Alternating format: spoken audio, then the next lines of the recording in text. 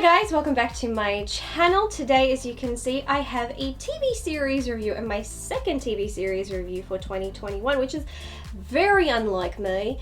I typically don't review TV shows because I actually find it quite hard. I've actually only decided to save that as something I do on my Patreon, specifically focusing on shows that either are older or maybe are virtually unknown, and I go into it with a format that makes it a lot easier for me to talk about because I find it really hard to condense an entire season into a review or go episode by episode. So I mean, huge kudos to all the reviewers out there who do that. I cannot, so you guys are super impressive.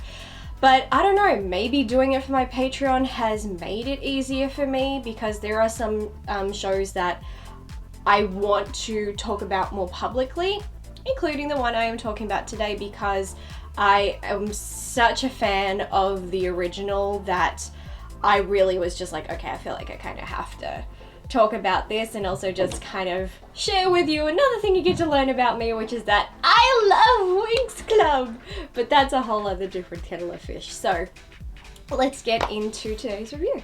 Fate the Winx Saga is a teen drama series inspired by the animated series Winx Club created by Eugenio Straffi.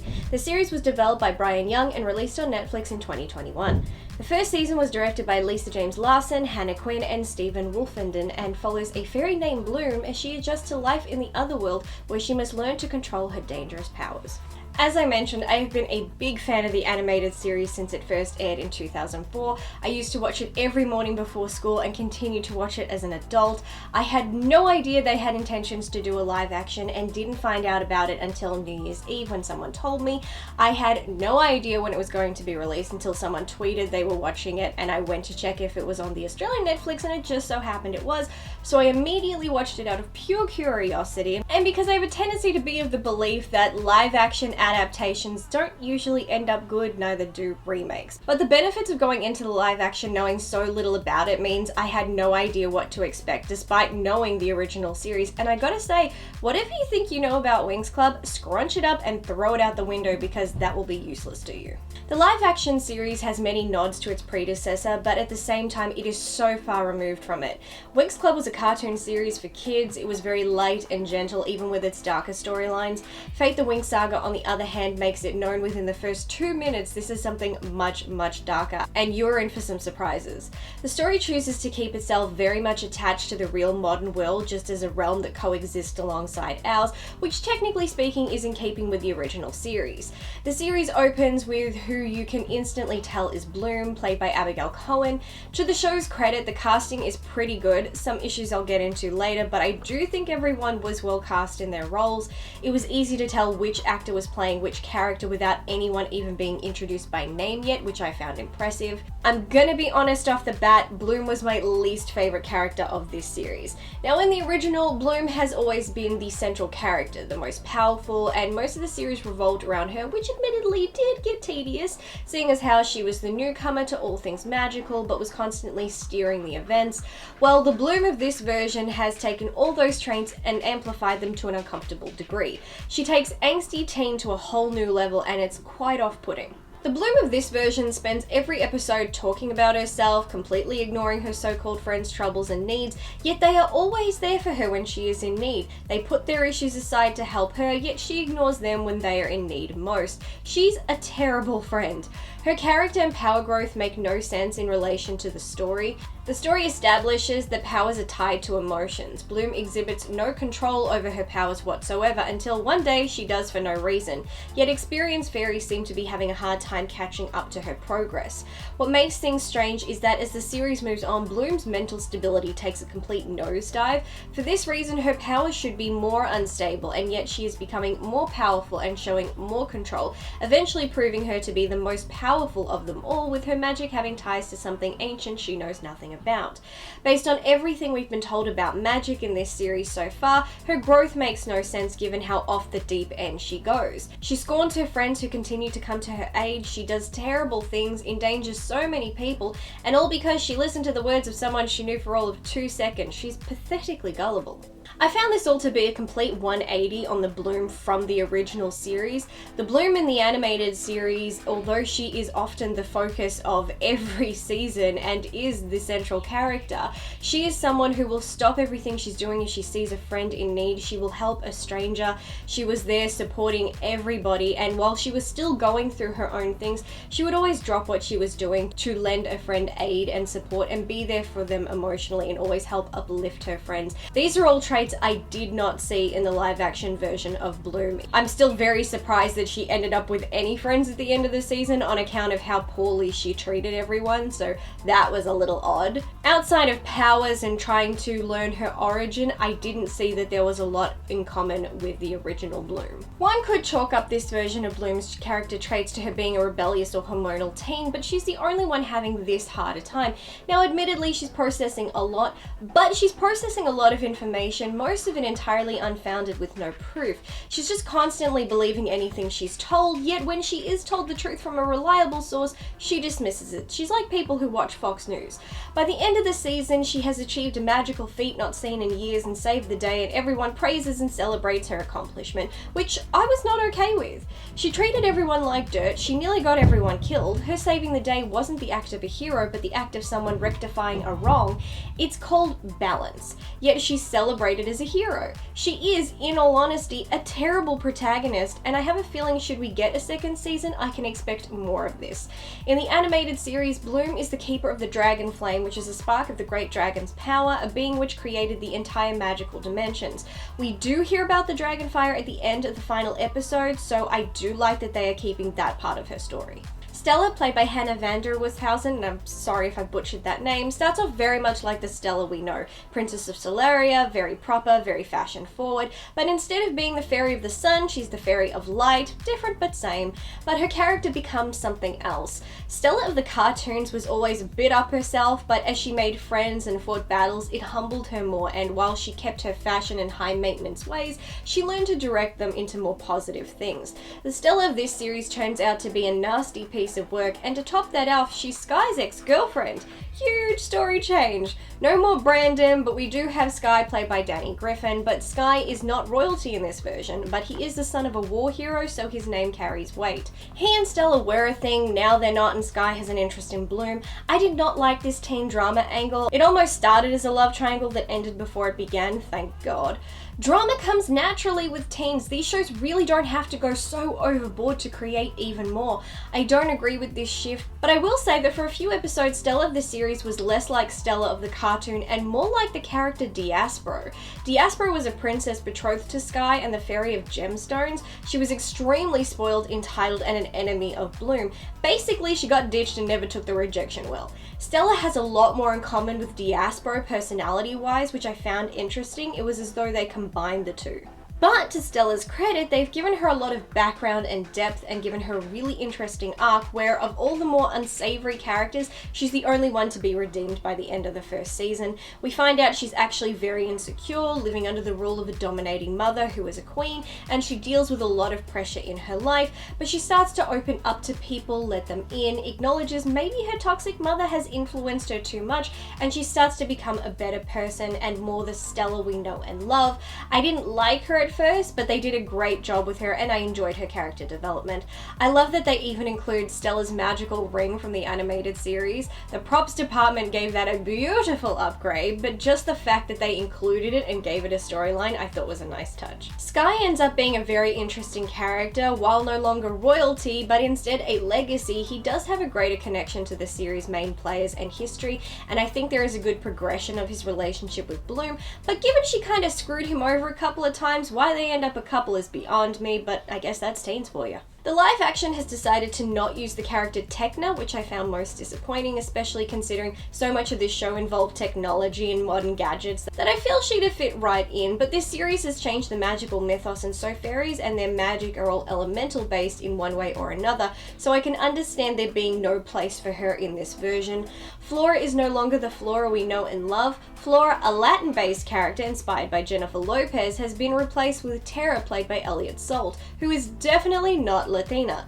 Make of that what you will. I wasn't upset about the name change. The character is still a nature fairy and even talks about having a cousin named Flora, so they still paid homage to Flora's character.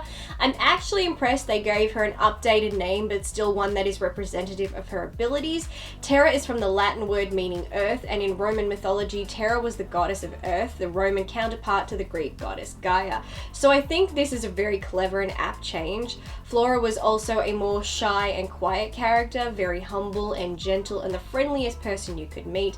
Terra holds many of those qualities. She's a lovely person, friendly and bubbly and very insecure, but she also has a backbone, and if you mess with her, although she cares about, watch out, and I kind of love that. They also gave her a sibling. Flora had a sibling, so that is another parallel, but in this she has a brother, Sam, who is also a fairy.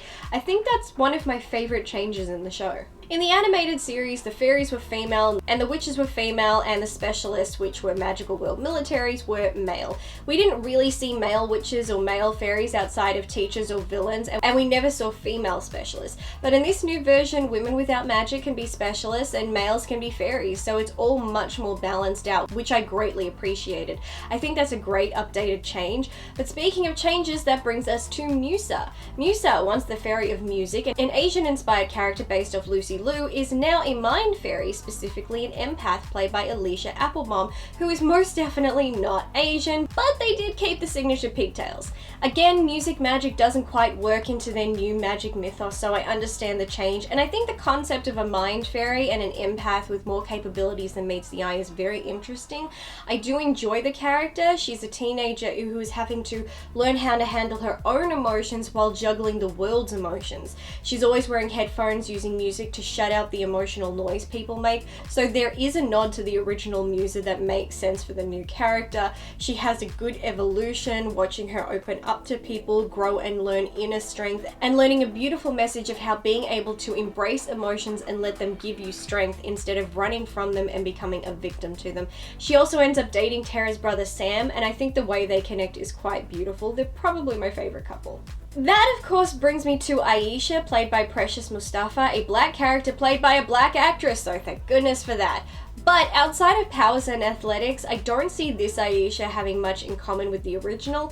In the animated series, Aisha is a princess of the realm Andros and the Fairy of Waves. She's a confident tomboy who loves sports, specifically swimming and dancing, and is also a loner.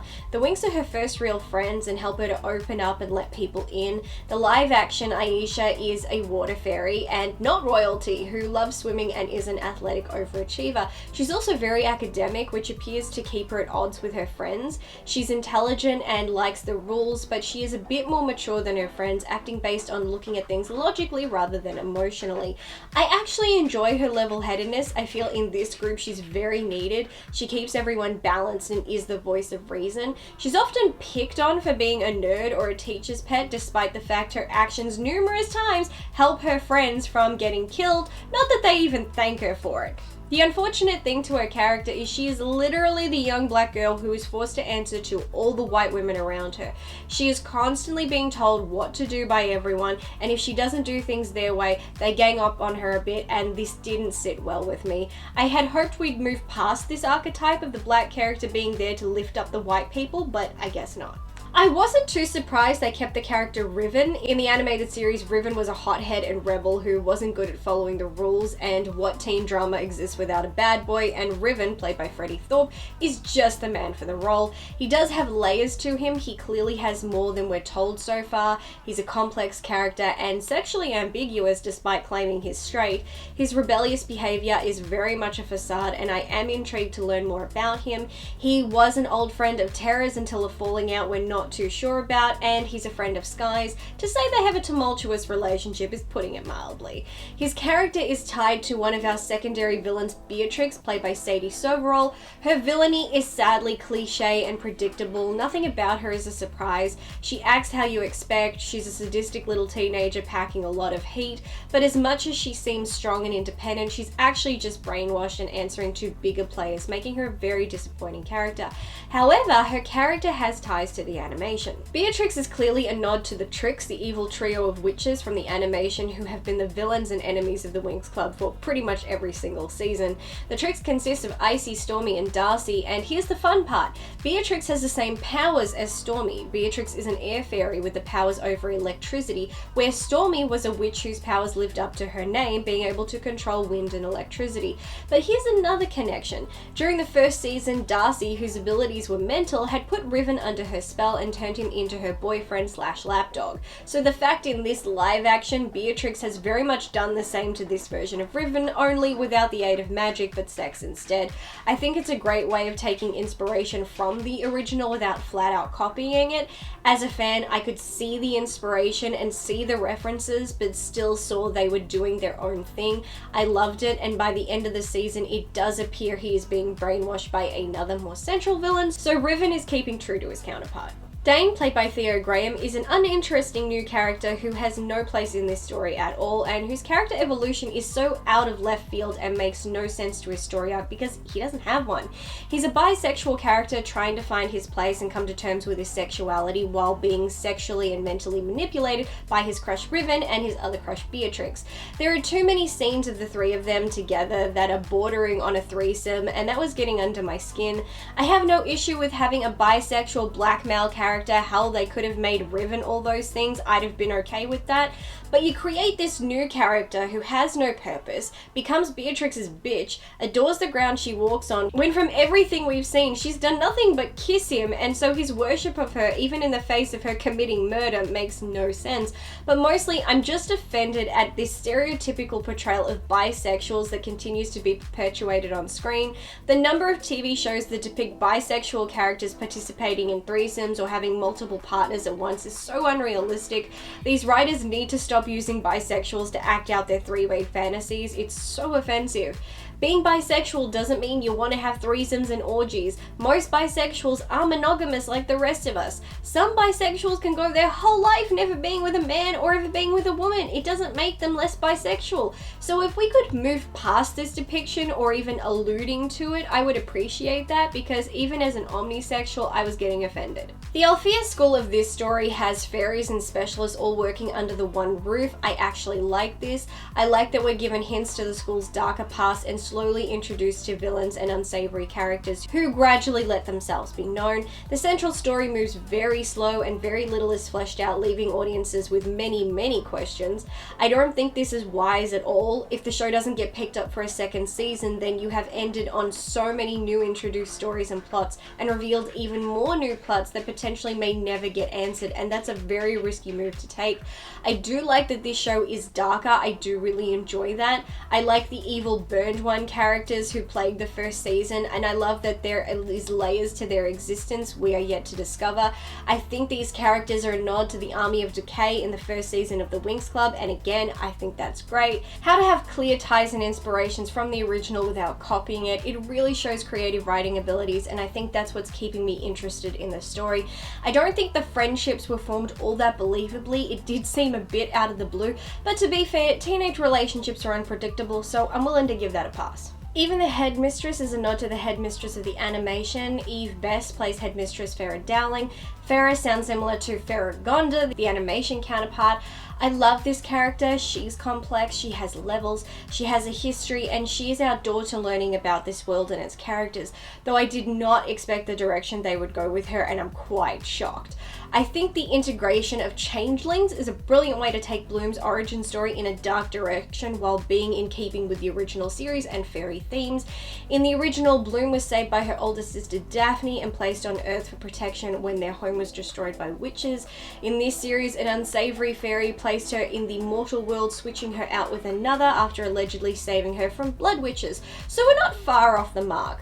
I wasn't sure we'd have witches in this version, but they have been mentioned, so I assume they want to do more with that in season 2, and it sounds like witches in this universe are far more evil than witches in the animation. But to be fair, this show has many evil fairies too. Rosalind, played by Leslie Sharp, is like an evil Daphne in a way, only not related to Bloom. I don't know what more we will learn about Rosalind, but it's clear she is a bad person who can't be trusted. I think this show tries to be empowering for women and at times goes about it the wrong way. I mean, the fact we have female heroes and female villains is really more than enough, especially because for the most part they are intricate characters who aren't flat or one-dimensional and don't sit around gossiping about boys. So they have plenty that's naturally good, but then they have the characters say something intended to be progressive and I cringe so hard I rick my neck. Such as the first 10 minutes when Bloom has a go at Sky for mansplaining to her. I don't think the writers know what that word means. If he had come up to her and tried to lecture her on what it's like to have a period, then yeah, he's mansplaining.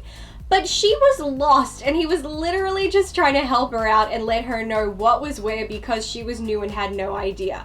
Instead of being grateful, she has a go at him for trampling on her women's rights. That was enough to make me dislike Bloom right there, and she does it more than once. She's also an idiot who knows nothing but thinks she knows everything, so in all honesty, she needs a lot explained to her, and the gender isn't relevant. But then later, Dane comes to apologize for something horrible he did to Tara. As soon as he walks in, Tara's brother and father stand to attention and go into protective mode. They don't say anything, they just have that stance of "you're not welcome here." But Tara calls them off and makes this brief speech about the patriarchy and how she knows it's a patriarchal tradition to defend the women, but she's got this. Again, I was irritated. This was just so stupid. They hadn't even said anything. They just gave the kid a dirty look and they were in their right. Their daughter and sister was mistreated. That's their family and they were protective of her. A mother and sister would have acted the same way. It's how you are with family and with people you love. You want to have their back and let them feel they have support. But no, they had to make it a gender issue. This is why we can't have nice things. This is why chivalry is dying, because some idiot comes along and tells a man that pulling out a chair is oppressive. A father being pissed at a kid for doing what I would consider online bullying is not oppressive. It's a natural and rational response. We even have Beatrix making some half-assed throwaway comment about consent. It was just thrown in and again made me cringe. It was said in a way as if it was meant to be funny, and you can make those jokes, but this wasn't funny and just felt like it was there because the writers felt like they had to make another social justice stance and make it poorly. There were many things I found disappointing, but also many things I found intriguing. Sadly, another disappointment is the half-assed way they include the word Winx into the story. The animation was called Winx Club because a fairy's fairy form and her first fairy transformation is called her Winx. And as the group of girls grow as friends and fairies, they call themselves the Winx Club, which is cute. In this version, the word Winx is in the title of the show, and yet the way we are introduced to the word is a lazy group text heading called Winx Suite. The suite is, of course, the dorm room or suite the girls share. So Winx has no connection to their abilities or species and has no connection to their young wing form like the original. And to be fair, I have no idea if their suite is called Winx, like how dorms and halls can have their own names. Was theirs pre-named Winx, or was it a name they gave themselves? We have no idea. It just appears randomly on the screen as the name of the text chain and then is only said when referencing the text of the suite, but rarely. This was super disappointing. I don't understand why you would even bother having it in the title if this is how you very lazily integrate it into your story. At that point, it just seems stupid to have Winx in the title at all, except to let audiences know what show it's adapting, which is pretty sad. Overall, season 1, consisting of 6 episodes, is a mixed bag. There are many cons, but there is room for growth. 6 episodes aren't much, and so I feel like a lot of the missteps are easily rectified, and the story and characters and writing can definitely grow, and I have faith it will. Despite them to a degree whitewashing the Winx themselves, I did feel the characters were well cast as I immediately knew who was who just by looking at them. I think there is a lot of promise, and they have made me intrigued to see a second season. It is a pain to end with so much unknown. It's never a good idea, but they have given you just enough teasers to give you a genuine interest in what is to come. I think they have created a very interesting universe and I want to see more of it. I'm a bit excited to see where everyone goes from here. Everyone but Bloom, that is, because even by the end of the season, she's still the only character I found painfully unlikable and I have no interest in her. I hope she improves because right now she's the most off-putting thing in this show. And there you have my thoughts on season 1 of Fate, the Winx Saga, which, yeah, again, just hearing the word Winx and yet it actually having no place in the story just feels really, really weird. It honestly just feels, like I said, like it's there to let you know what it is based off, who it is adapted, kind of like a copyright thing. It's like, we have to acknowledge the original, otherwise we're in deep shit. It's a mixed bag. Things that I really enjoyed, things that I cringed at, but would I watch a second season? Yeah, absolutely. I'm very interested to see where these stories go. So on a technicality, do I think it's maybe deserving of a second season? Possibly not. But because I now have an interest in the story, more so the story than the actual characters, yeah, I want to see a second season, and I want all my questions answered, because cliffhangers are one of my greatest pet peeves. Like, it's just not okay. It's not appropriate. I don't approve of it. Don't do it. As soon as I heard, oh, they did a live action, I was immediately put off. I don't like live action adaptations. I don't like remakes just on principle alone, but I was really surprised by this, and because they had so many nods to it without copying it, it felt like its own show, and it didn't feel like I was actually sitting there constantly going, well, you didn't do this and you didn't do this and it's not like this, and I actually was able to embrace and appreciate the changes instead of actually having an issue with them. So yeah, I'm such a fan. I spent years drawing the fairies from the Winx Club and their many transformations. Bloomix and Enchantix are my favorites. Confession, this will sound weird, but I cry when they transform. I know, that sounds really weird. I don't know why, but whenever I'm watching Winx Club, or even if I'm just looking up a clip online and I see them do their transformation, I start to get emotional and cry. I have no idea why. It's just something that happens to me. So I do have an emotional connection to this show. And the fact that, as a fan of the original who has that connection, the fact that I could embrace this adaptation and appreciate it for what it was, I think is actually a really good sign. And this is not something that happens to me very often. So actually I'm gonna say kudos to the writers. I think they've actually done a really good job for the most part.